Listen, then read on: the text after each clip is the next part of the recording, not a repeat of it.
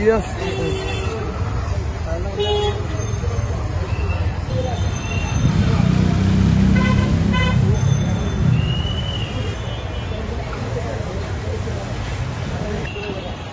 এটা মন্দির কর্তৃপক্ষ অর্থ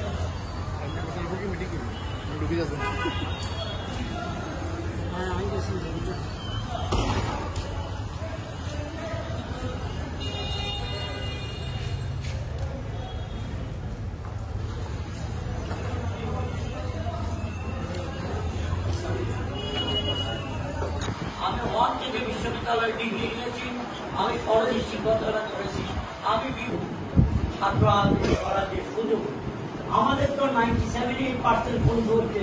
আমরা সকল কাজে সুখে দুঃখে আপদ বিপদে যদি আমরা থাকতে পারি বিচার করতে হবে। আমরা আজকে বিভিন্ন রাজনৈতিক দল সব যারা হচ্ছে তাদের দায়িত্ব পালন করেন, আমরা সেটা করছি। আমি কালকে সেই সাক্ষাৎকারটা যদি আপনারা দেখেন, আমি কি বলেছি বা বীরজন নেতারা ছিলেন সেটা দেখেন। আমাদের বিভিন্ন রাজনীতির সাথে সামাজিক আন্দোলনের সাথে আমরা জড়িত।